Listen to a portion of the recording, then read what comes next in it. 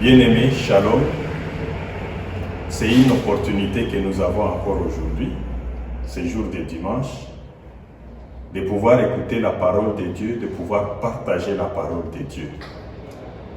Évidemment, c'est une circonstance particulière. Le monde est en train de connaître des moments difficiles. Le monde est angoissé. Et nous qui sommes enfants de Dieu, nous sommes dans l'incapacité de pouvoir nous réunir comme d'habitude afin de louer le Seigneur, de l'adorer, de pouvoir prier ensemble, partager la parole de Dieu, écouter ce que Dieu veut nous dire. Mais nous faisons confiance en Dieu et nous savons que quoi qu'il en soit, quelle que soit la circonstance, il accomplira sa volonté dans nos vies. Et que sa parole, il l'accompagnera dans nos vies, de telle sorte qu'elle ne puisse pas retourner vers lui sans avoir accompli sa volonté. Telle est notre confiance, telle est la volonté de Dieu, telle est la parole de Dieu. Ce matin, je n'ai pas voulu parler particulièrement de la circonstance dans laquelle nous sommes en train de vivre dans le monde. Je n'ai pas voulu focaliser mon partage, l'enseignement de ce matin sur la situation de Covid-19. J'ai voulu continuer notre élan, parler de la part de Dieu au peuple de Dieu afin que le peuple de Dieu comprenne la volonté de Dieu, comprenne ce que Dieu veut dans leur vie. Ce matin, nous allons partager deux textes et c'est encore comme j'ai l'habitude de le dire que c'est une opportunité que nous avons d'écouter Dieu, de pouvoir recevoir sa parole.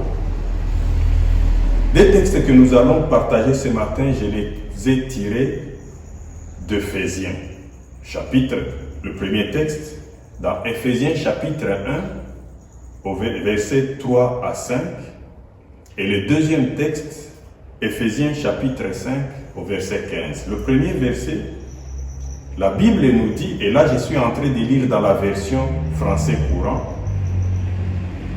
la Bible nous dit, louons Dieu, le Père de notre Seigneur Jésus-Christ. Il nous a bénis dans notre union avec le Christ, en nous accordant toute bénédiction spirituelle dans le monde céleste. Avant la création du monde, Dieu nous avait déjà choisis pour être siens par le Christ, afin que nous soyons saints et sans défaut à ses yeux. Dans son amour, Dieu avait décidé par avance qu'il ferait de nous ses enfants par Jésus-Christ. Dans sa bienveillance, voilà ce qu'il a voulu. Et le deuxième texte de Éphésiens 5, à partir de 1 à 5, je lis, puisque vous êtes enfants, puisque vous êtes les enfants que Dieu aime, efforcez-vous d'être comme lui. Que votre façon de vivre soit inspirée par l'amour à l'exemple du Christ, qui nous a aimés et a donné sa vie pour nous, comme une offrande et un sacrifice dont l'agréable odeur plaît à Dieu. Vous appartenez au peuple de Dieu, par conséquent, il ne convient pas qu'il forme quelconque d'immoralité, d'impureté ou d'envie soit même mentionné parmi vous. Il n'est pas convenable non plus que vous prononciez des paroles grossières, stupides ou sales. Adressez plutôt des prières de reconnaissance à Dieu, sachez-le bien. Aucun être immoral, impur ou avare, car l'avarice, c'est l'idolâtrie, n'aura jamais part au royaume du Christ et de Dieu. Le thème que j'ai choisi et que j'ai tiré de ces deux textes, c'est l'identité chrétienne et ses implications. En définissant l'identité, en fait, l'identité d'un individu se définit en psychologie sociale comme étant la reconnaissance de ce qu'il est par lui-même ou par les autres. Elle est constituée, l'identité donc, elle est constituée par l'ensemble d'aspects légaux, tels que, si on dit, tel que le nom, quand on appelle quelqu'un, on sait que ça représente une personne, c'est son identité, tels que les aspects physiques qui correspondent à la taille, à la figure, aux empreintes, l'iris de l'œil ou l'ADN. Il y a aussi des aspects caractériels, parce qu'on peut reconnaître par exemple quelqu'un en disant qu'il est gentil, il est généreux, colérique, rancunier, ainsi de suite. Et qui permettent, donc tous ces aspects permettent à un individu de se reconnaître soi-même ou aux autres de pouvoir les connaître et les distinguer des autres personnes. De même que les aspects légaux, physiques et caractériels permettent à identifier une personne, eh bien, la parole de Dieu nous donne aussi des indicateurs nécessaires qui permettent à une personne de se reconnaître soi-même ou à d'autres personnes de l'identifier. En fait, les indicateurs que la parole de Dieu nous donne permettent à un individu de savoir s'il a l'identité chrétienne ou pas. Et même les autres personnes qui l'entourent aussi peuvent savoir si la personne en leur présence est chrétienne ou pas. Et ces deux textes, parlant exactement de l'identité, les deux textes nous disent que nous sommes enfants de Dieu. Et c'est telle est l'identité pour les chrétiens. Les chrétiens, tout chrétien est enfant de Dieu. Et nous savons comment est-ce qu'on devient enfant de Dieu. Parce que la Bible nous dit dans Jean 1,12 que tous ceux qui ont reçu Jésus-Christ leur donne le pouvoir de devenir enfants de Dieu. Et à partir de ce moment-là, l'individu change automatiquement d'appartenance spirituelle en devenant un membre à part entière de la famille de Dieu. Et recevoir Christ dans sa vie, nous le savons, donc c'est ce que nous disons, avoir confiance en lui, c'est accepter qu'il est mort pour nos péchés. C'est ce que la Bible désigne par la phrase « avoir la foi en Jésus-Christ ». Et ce qui est important de savoir et nécessaire de retenir est que nous devenons chrétiens, nous ne devenons pas chrétiens par hasard, ni par notre appartenance à l'Église, encore moins à une famille. Nous devenons chrétiens après avoir engagé trois choses dans notre être et qui font partie de notre cœur. Ces trois choses, eh bien, viennent de notre cœur et nous permettent de prendre cet engagement. Et la première chose que nous engageons quand nous devenons chrétiens, c'est notre intelligence. Et l'intelligence nous permet de comprendre l'œuvre de la croix, l'œuvre de Jésus-Christ sur la croix. Parce qu'il y a effectivement une logique que Dieu a établie dans l'œuvre de Jésus-Christ. Nous devons comprendre et expliquer, être capable de comprendre et d'expliquer que nous obtenons le pardon des péchés à partir de l'œuvre de la croix. Alors si nous ne comprenons pas cette logique qu'il y a dans l'œuvre de la croix, nous ne pouvons pas parvenir à prendre une décision sensée. Donc il y a une intelligence, notre intelligence que nous devons engager. Lorsque nous comprenons que Jésus-Christ en mourant sur la croix, eh bien, il est mort pour le péché de l'humanité. Et c'est de cette seule manière-là que Dieu avait prévu pour que Jésus-Christ puisse porter les péchés de l'humanité. Alors, la décision que nous pouvons prendre sans comprendre, même sur le plan humain, conduit toujours à à un échec. Mais lorsque nous comprenons quelque chose et que nous prenons une décision de manière sensée, et à ce moment-là, nous savons à quoi nous nous engageons. La deuxième chose que nous devons engager en fait quand nous prenons la décision de recevoir Jésus-Christ, c'est nos sentiments, qui font partie aussi de notre cœur. Les sentiments viennent de notre âme.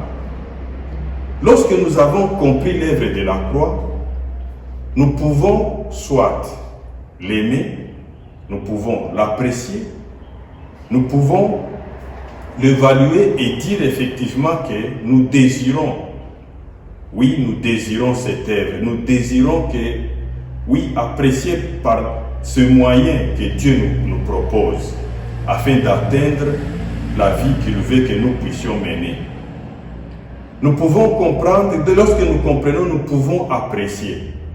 Mais il peut arriver que nous la méprisions, que nous ne puissions pas l'apprécier à sa juste valeur et que donc nous ne puissions pas nous ne puissions pas engager notre sentiment. Donc nous devons aimer l'œuvre de la croix, nous devons l'apprécier et c'est à ce moment-là que nous engageons notre sentiment.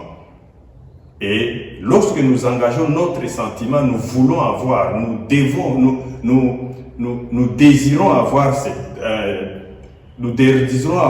œuvre dans notre vie. À ce moment-là, eh bien, c'est notre engagement c'est l'engagement de nos sentiments que nous mettons en œuvre.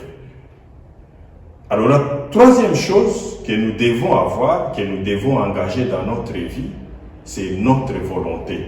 Et c'est ici, en fait, que vient après la prise de décision. Parce que nous avons compris l'œuvre de la croix, les tenants et les aboutissants, la logique que Dieu a placée dans cette œuvre pour qu'elle puisse nous amener à la perfection, à la vie éternelle.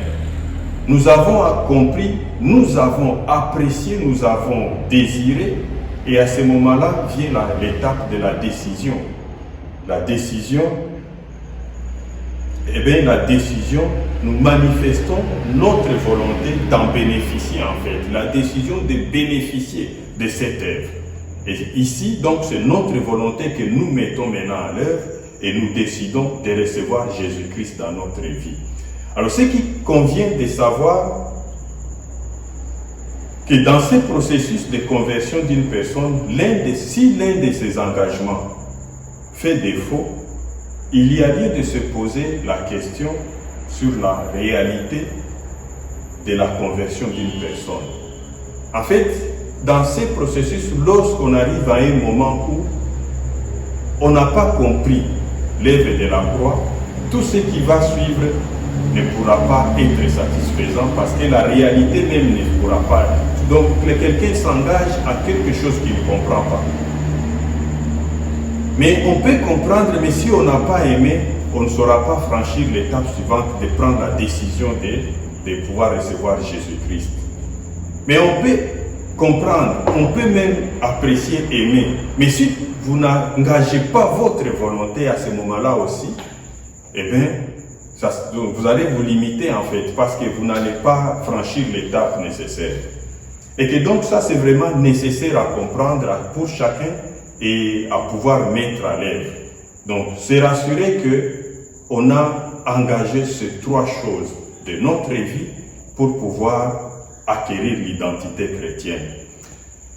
Et maintenant, lorsqu'on a acquis l'identité chrétienne, si vous êtes arrivé à engager votre volonté, après avoir compris et apprécié, vous avez engagé votre identité, votre volonté, c'est à ce moment-là que vous devenez enfant de Dieu. Vous avez maintenant l'identité chrétienne. Vous appartenez à Jésus-Christ. Et c'est à ce moment-là maintenant qu'il y a des implications liées à cette identité-là. Et les implications, comme je viens de le dire, il se présente comme des droits et des obligations. Donc, lorsqu'on devient chrétien, il y a des droits et des obligations qui naissent. et qui constitue pour chaque chrétien, pour chaque personne qui a pris cette décision-là, un standard de vie, un standard d'exigence que la personne doit atteindre. Alors, je vais parler des standards d'exigence que les chrétiens doivent avoir, les implications de l'identité chrétienne dans la vie d'une personne. La première exigence, donc le premier standard auquel chacun doit effectivement parvenir, c'est que, comme nous l'avons vu dans les textes que nous avons lus, Éphésiens 5, 1 à 5, ici la Bible nous dit, nous devons nous efforcer d'être comme Dieu, notre Père. Nous savons que généralement les enfants, ils ont tendance dans une famille, les enfants ont tendance à copier les habitudes de leur père, à ressembler à leur père. Ce que papa fait, c'est ce qui est bien et je veux le faire aussi. Mais Dieu, qui est notre Père, évidemment, est différent de nos pères naturels parce qu'il peut arriver que nos pères naturels soient d'un mauvais comportement et si nous essayons d'être comme eux, comme lui plutôt, eh bien nous faisons faire fausse route. Mais ici, Dieu, notre Père, lui, il est parfait, il est amour, il est bon, il est miséricordieux, et ce sont ces traits de caractère de Dieu que nous devons normalement nous efforcer à avoir dans notre vie.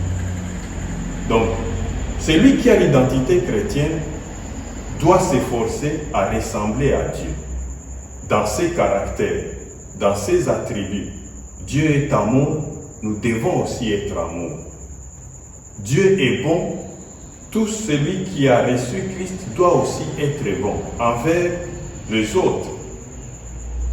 Dieu est miséricordieux, eh bien, nous devons aussi être miséricordieux. Et de cette façon, effectivement, nous devenons comme Dieu. Mais il y a quelque chose qui m'a attiré en lisant cette phrase-là. Nous devons nous efforcer. Pour dire que Dieu est conscient, en nous disant nous devons nous efforcer, il est conscient que ce qu'il nous demande n'est pas facile. Nous devons nous efforcer. Il sait que ce n'est pas facile.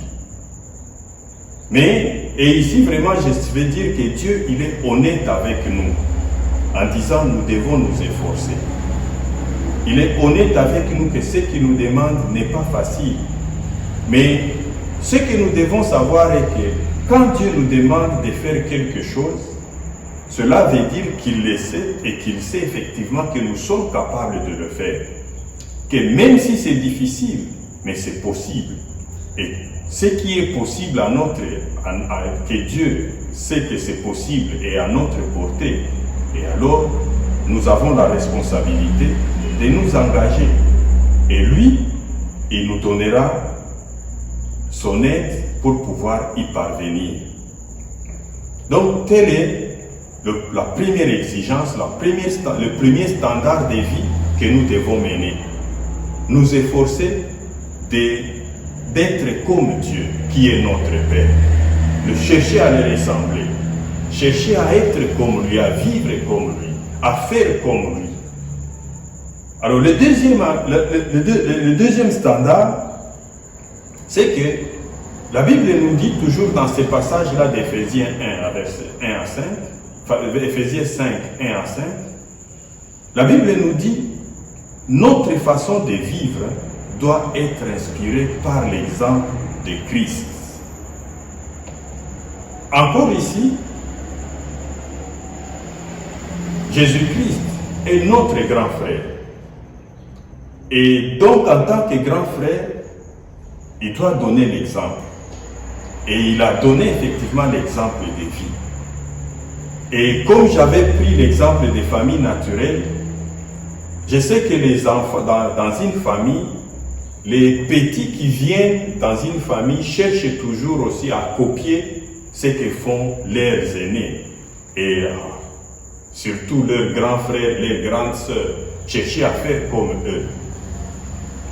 Et là même, je me souviens que j'avais, quand nous grandissions dans notre maison, il y avait, par exemple, notre père qui ne prenait pas, qui ne buvait pas de l'alcool.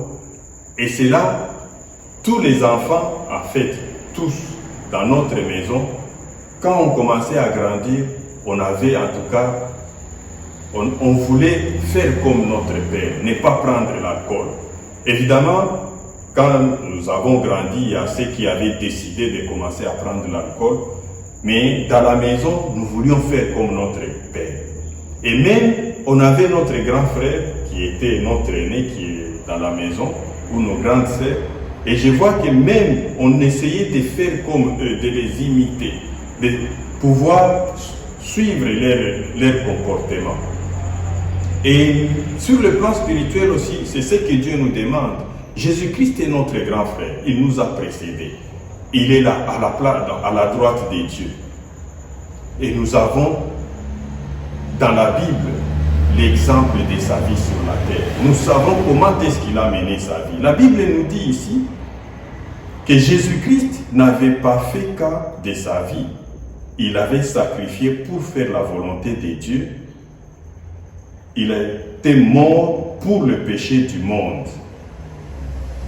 Et que donc, nous aussi, en imitant ce que Jésus-Christ avait fait, nous ne devrions pas faire cas de notre vie, nous sacrifier pour les autres.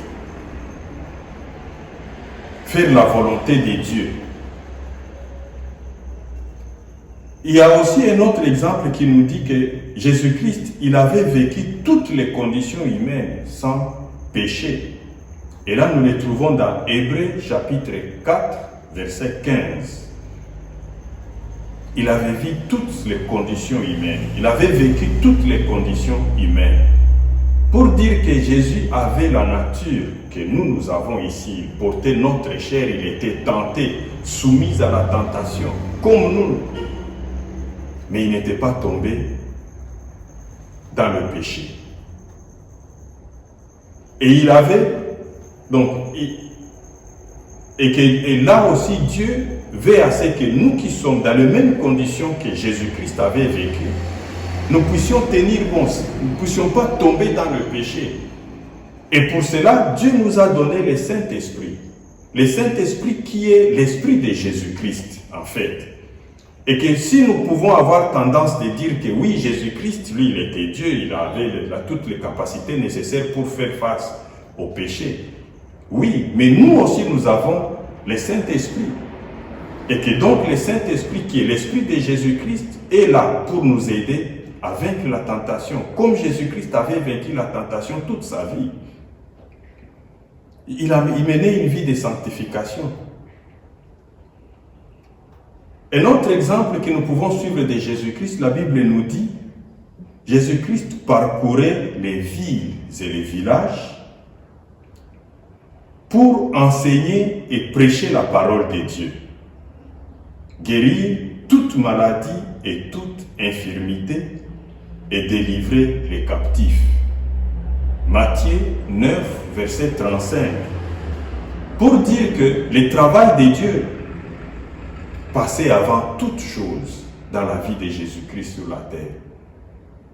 Et ça, c'est un exemple que nous pouvons effectivement suivre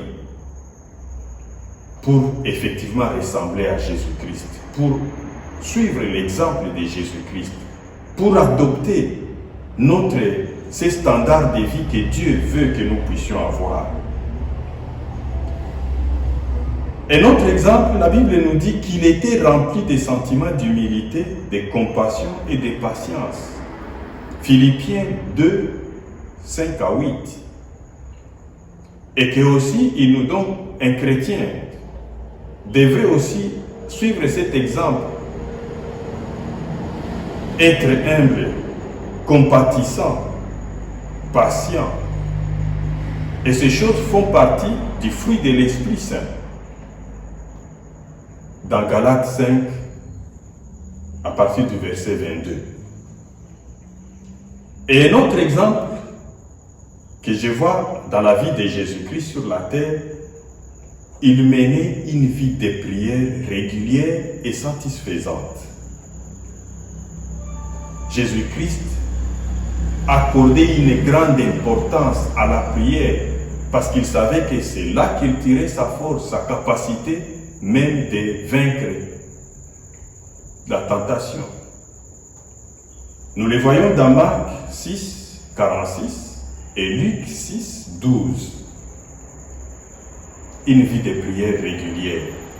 Et un chrétien, un enfant de Dieu, doit avoir une vie de prière régulière. Non seulement faire passer le travail de Dieu avant toutes choses, mais aussi mener une vie de sanctification et aussi une vie de prière régulière. Un autre standard de vie que j'ai vu encore dans les passages que nous avons lus et que Dieu veut que nous puissions aligner notre vie à ces standards de vie, dans ces passages, on nous a dit il n'est pas convenable de vivre dans le péché. Le texte nous disait exactement que, je vais lire le texte.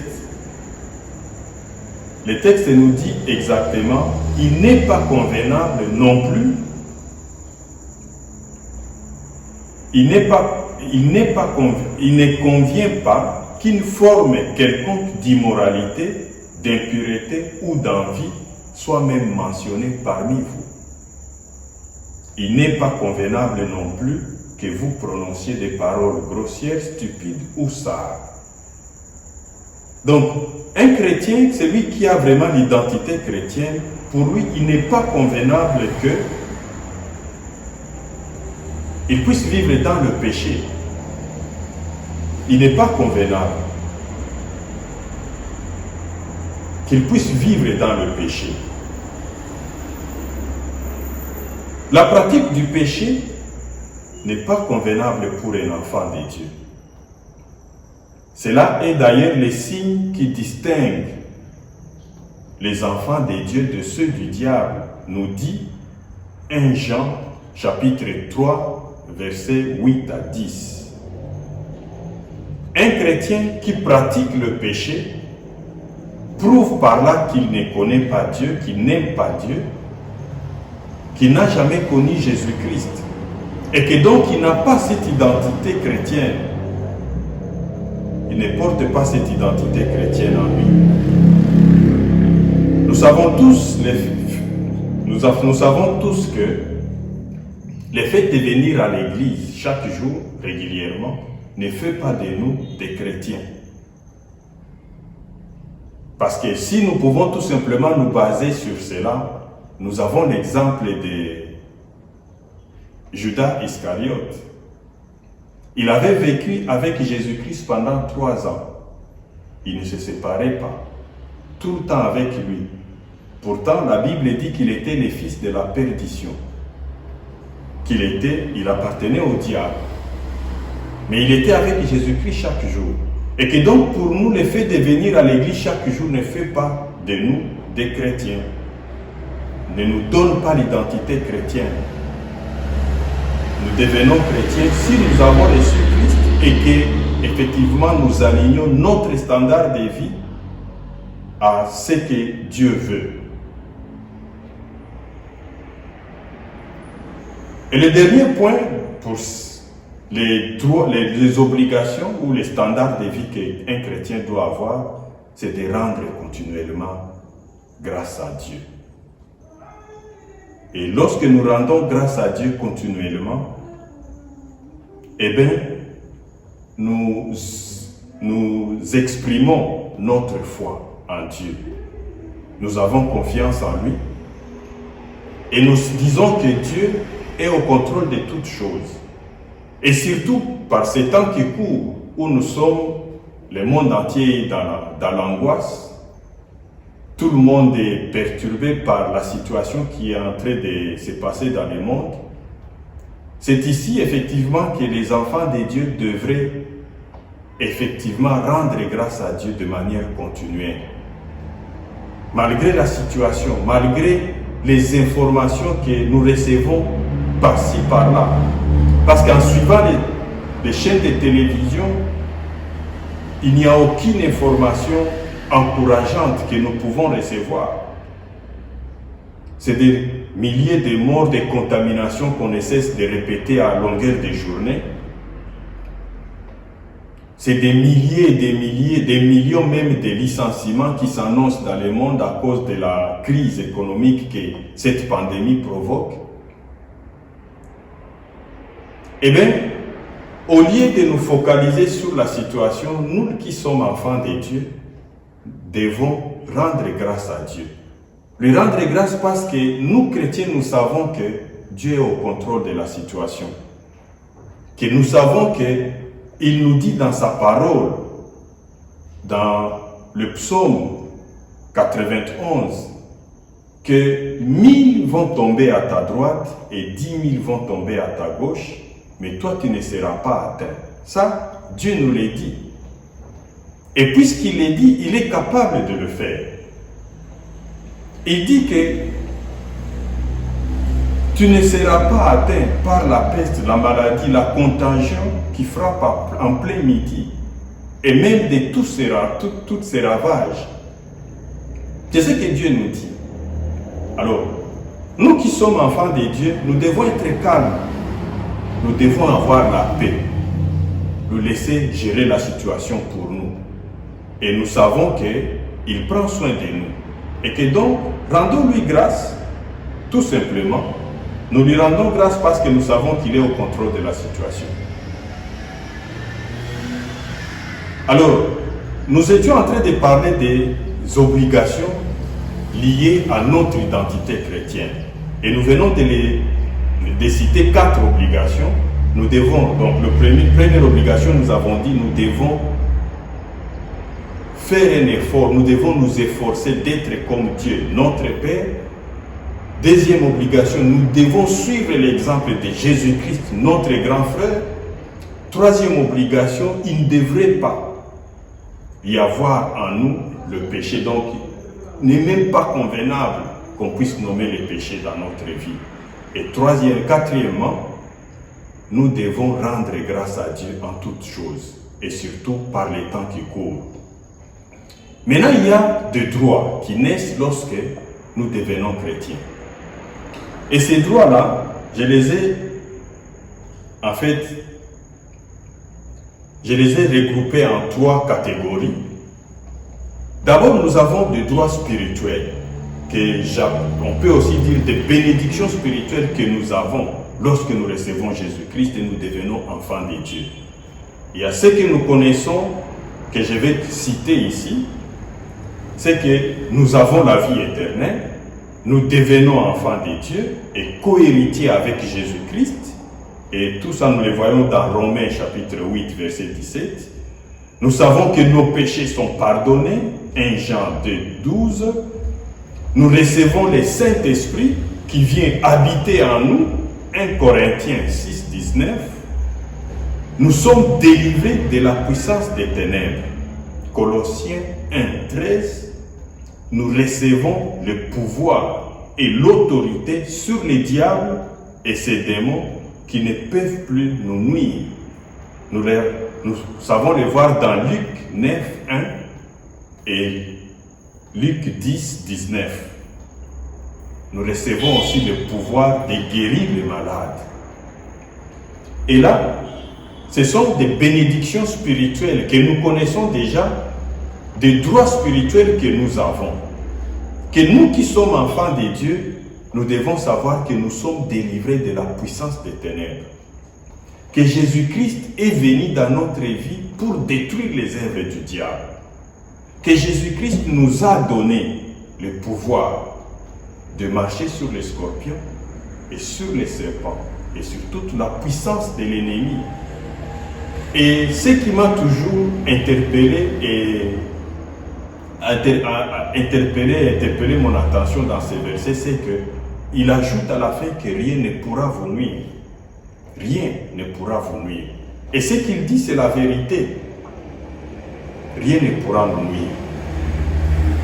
Donc là, ce sont des bénédictions spirituelles, des droits spirituels que nous avons et que donc nous pouvons marcher tête haute dans ce monde, sachant que quoi que fera l'ennemi, eh bien, nous avons la victoire sur lui à cause de Jésus-Christ. Mais nous avons aussi deuxième catégorie de droits que j'ai regroupés dans des droits matériels et physiques, bénédictions matérielles et physiques. Et ça, nous savons le voir dans Deutéronome 7 plutôt, 13 à 16. Donc, dans ce texte-là, Dieu il nous assure, à cause du fait que nous lui appartenons, nous sommes ses enfants, nous faisons partie de sa famille, membres à part entière de sa famille, Dieu nous assure, premièrement, la multiplication de nos biens et la bénédiction de tout travail que nous entreprendrons. Ça, c'est une assurance que Dieu nous donne. Deuxièmement, et c'est un droit vraiment que Dieu nous donne, tout ce que nous toucherons sera béni et sera multiplié. Deuxième chose, c'est qu'il nous assure la protection contre les maladies, et là il y revient, et contre tous nos ennemis. Il nous assure la protection. Parce qu'il est présent dans notre vie, et la Bible ajoute encore quelque part que la présence de Dieu est comme un bouclier protecteur. Et autre chose, c'est qu'il nous promet la guérison et la bonne santé. Et ça, c'est vraiment dans notre vie physique, dans notre vie matérielle, nous avons des droits, et ces droits-là doivent être aussi doivent s'identifier, donc se manifester dans notre vie en tant qu'enfant de Dieu. La troisième catégorie de droits ou de bénédictions que nous avons en tant qu'enfants de Dieu, c'est des bénédictions affectives, morales et psychologiques. Quand nous recevons Jésus-Christ et devenons enfants de Dieu, ce que Dieu commence par nous donner, c'est la paix. Et il sait bien les définir, il sait bien les dire dans Éphésiens chapitre 4, verset 7. Dieu nous donne la paix qui surpasse toute intelligence et qui garde nos cœurs en Jésus-Christ. Nous devenons aussi, lorsque nous devenons chrétiens, au fur et à mesure que nous lisons la parole de Dieu, nous essayons à nous efforcer à être comme Dieu. Petit à petit, nous commençons à devenir sages. Et même une personne de référence dans les quartiers, dans notre environnement immédiat, dans nos familles, dans nos quartiers, tout le monde remarque que quelque chose a changé dans la vie de telle personne, qu'il commence à devenir une personne de référence. Donc, on commence à avoir la réputation dans les quartiers. On avait peut-être une mauvaise vie, mais les gens on remarque les changements et commencent à accorder une réputation à la personne. Et beaucoup de gens aussi commencent à vous faire confiance. Et que donc sur le plan moral, sur le plan psychologique, sur le plan affectif, nous avons des bénédictions. Et quand il y a un problème qui se présente, les gens ils commencent à se dire non, on peut aller consulter tel. Qu'est-ce que l'autre a dit? Même dans la famille, avant de prendre la décision, on se dit que non, mais bon, quelle est la vie de tel? Et même quand il faut prier, c'est toi qu'on va chercher. Parce que, effectivement, Dieu t'accorde cette bénédiction sur le plan moral, psychologique, affectif. Et que donc ça, ce sont ces trois catégories de bénédictions, de droits que nous recevons lorsque nous devenons chrétiens. Ok. Donc, Malheureusement, nous n'atteignons pas automatiquement ces standards de vie, ni ne parvenons pas facilement à remplir les exigences de cette nouvelle identité. Si nous accédons directement à certains droits, mais pour les autres, nous devons vraiment nous efforcer. Et Dieu l'a dit, nous devons nous efforcer, nous devons faire un effort pour y accéder. Si, tel que par exemple le pardon du péché, la vie éternelle, la plénitude du Saint-Esprit, nous les recevons automatiquement. Mais il y a des choses comme par exemple abandonner les péchés pour lesquels nous devons lutter. Je me souviens que lorsque j'avais reçu Christ dans ma vie, bien que j'étais déjà adulte, et même à l'université, il y a beaucoup de choses que je n'avais pas automatiquement laissées. Je me souviens qu'à ce moment-là, j'ai porté une bague de protection que mon père m'avait donnée. Mais quand j'avais reçu Christ, automatiquement, je m'étais séparé de cette bague-là. Je m'étais séparé de la bague, mais le comportement dans ma vie n'avait pas changé. J'ai continué à vivre dans le péché. Et ça, c'est ce que Dieu attend de nous. Que nous puissions non seulement nous séparer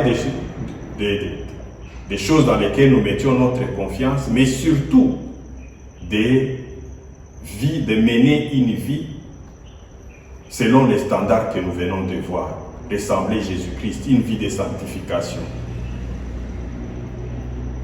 Et il y a plusieurs facteurs qui peuvent effectivement conduire à ce qu'une personne ne puisse pas atteindre rapidement ou automatiquement les standards de vie que Dieu attend de lui. Premièrement, il y a l'ignorance. Et la plupart de ceux qui se décident de recevoir Christ dans leur vie ignorent souvent les obligations et les droits attachés à leurs décisions. Le Seigneur le sait et ici, il nous donne son Esprit Saint, mais chacun de nous a la responsabilité de se former par l'étude de la Bible. Et lorsqu'on lit la Bible, on découvre petit à petit les exigences et les droits que nous devons, les exigences à observer, à acquérir, à observer, et les droits à réclamer. Mais il y a aussi les diables qui ne lâchent pas, parce que les diables, quand bien même il sait que tu as reçu effectivement Jésus-Christ pour lui, il va toujours tenter de te ramener vers lui. Et que donc lui aussi, il fait un effort de maintenir les gens dans le péché, dans une vie de péché, dans une vie difficile. Et pour lui, normalement, lorsqu'on constate, quelqu'un qui constate qu'il a reçu Christ, mais il continue à vivre dans une vie pas conforme à la volonté de Dieu, il a besoin de la délivrance et il doit demander la délivrance à Dieu.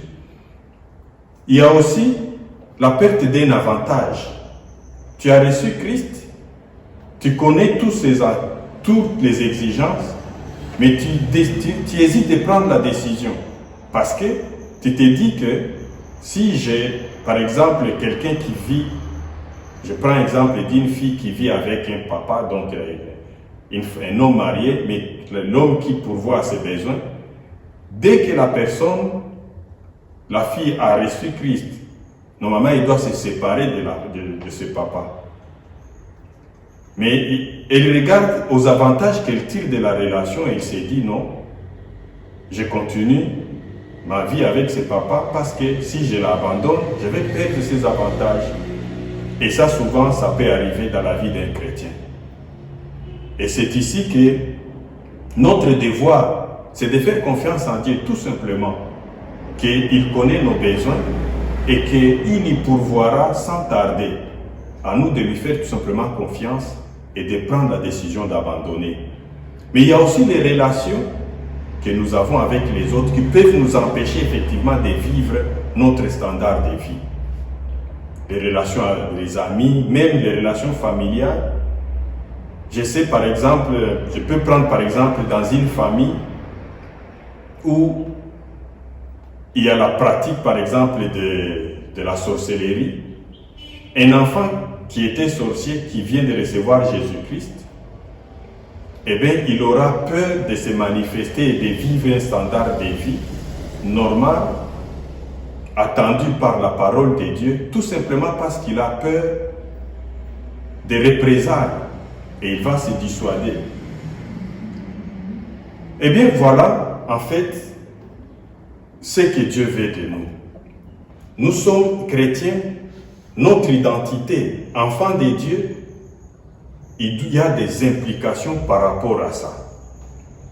Il y a des exigences, des standards de vie que nous devons mener, comme nous avons vu.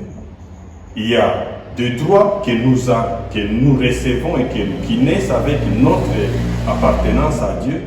Et Dieu veut que nous puissions avoir ces deux tableaux dans notre vie, que ça puisse se concrétiser et que les gens qui nous entourent puissent aussi les voir et parvenir à nous identifier par rapport à ça, que nous sommes enfants de Dieu. Donc nous allons terminer notre prédication par quelques questions. Chacun de nous devrait se demander et se poser la question s'il est effectivement enfant de Dieu. Alors si la réponse est positive, eh bien, il faut maintenant se poser la question de savoir si ta vie est que tu mènes une vie au niveau de ces standards que nous venons de voir ici, les exigences que nous venons de voir ici. Est-ce que tu as les standards de vie d'un chrétien? Est-ce que ce droit se manifeste dans ta vie aussi? Et sinon, si ta réponse est non, aujourd'hui Dieu te donne encore une opportunité de pouvoir devenir son enfant. Et si vous voulez vraiment vous y engager, vous allez nous contacter ici à l'église EIPP afin que nous puissions vous aider à prendre cet engagement, à prendre la décision. Merci beaucoup pour votre attention de ce jour et que Dieu vous bénisse abondamment. Amen. Amen.